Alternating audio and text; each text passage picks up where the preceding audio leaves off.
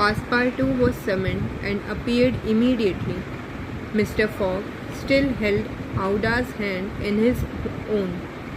Passepartout understood, and his big round face became as radiant as a tropical sun at its zenith.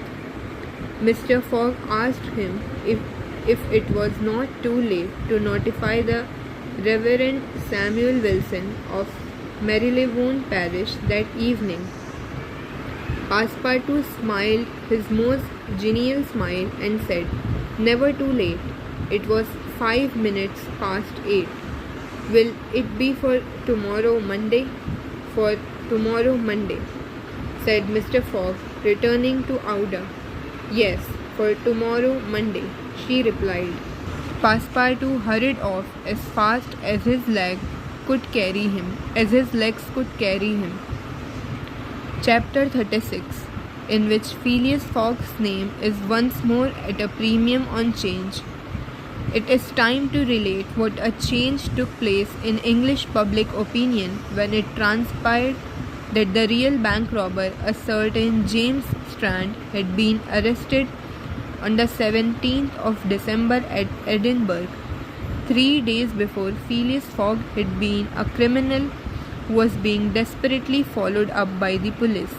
Now he was an honourable gentleman, mathematically pursuing his eccentric journey round the world.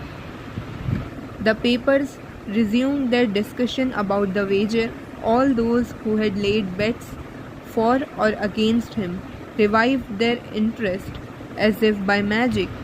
The Phileas Fogg's bonds again became negotiable, and many new wagers were made.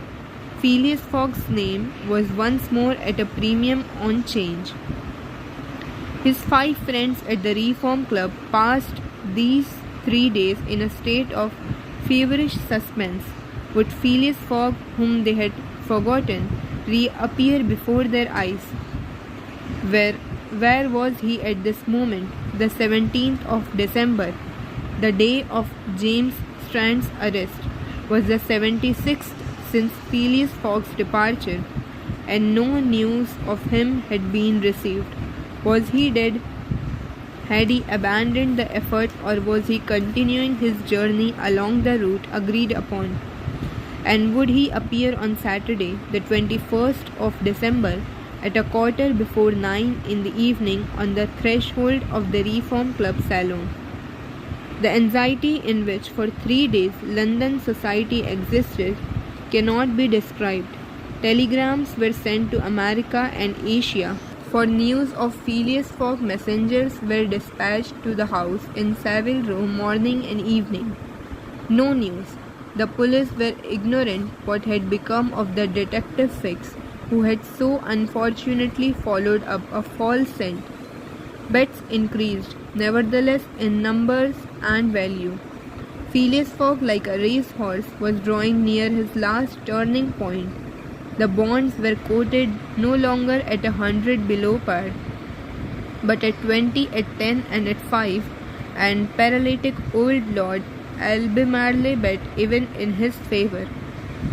A great crowd was collected in Pall Mall and the neighbouring streets on Sunday evening. It seemed like a multitude of brokers permanently established around the Reform Club. Circulation was impeded, and everywhere disputes, discussions, and the financial transactions were going on. The police had great difficulty in keeping back the crowd, and as the hour when Phileas Fogg was due approached, the excitement rose to its highest pitch. The 5 antagonists of Phileas Fogg had met in the great salon of the club. John Sullivan and Samuel Fallentin, the bankers, Andrew Stuart, the engineer, Gauthier Ralph, the director of the Bank of England, and Thomas Flanagan, the brewer, one and all waited anxiously. When the clock indicated 20 minutes past 8, Andrew Stuart got up, saying, "Gentlemen, in 20 minutes the time agreed upon between Mr. Fogg and ourselves will have expired." "What time did the last train arrive from Liverpool?" asked Thomas Flanagan. At 23 minutes past 7, replied Gauthier Ralph, and the next does not arrive till 10 minutes after 12. Well, gentlemen, resumed Andrew Stuart, if Phileas Fogg had not come in the 7:23 train, he would have got here by this time.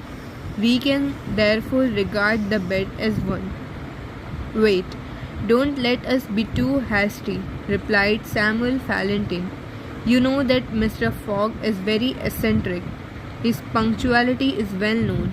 He never arrives too soon or too late, and I should not be surprised if he appeared before us at the last minute. Why, said Andrew Stuart nervously, if I should see him, I should not believe it was he. The fact is, resumed Thomas Flanagan, Mr. Fogg's project was absurdly foolish.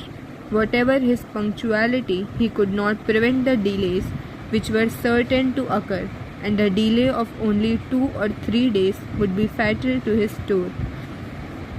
Observe too, added John Sullivan, that we have received no intelligence from him, though there are telegraphic lines all along his route. He had lost, gentlemen, said Andrew Stuart. He has 100 times lost. You know besides that the China, the only steamer he could have taken from New York to get here in time, arrived yesterday. I have seen a list of the passengers, and the name of Phileas Fogg is not among them. Even if we admit that fortune has favored him, he can scarcely have reached America. I think he will be at least 20 days behindhand, and the Lord Albemarle will lose a cool 5,000.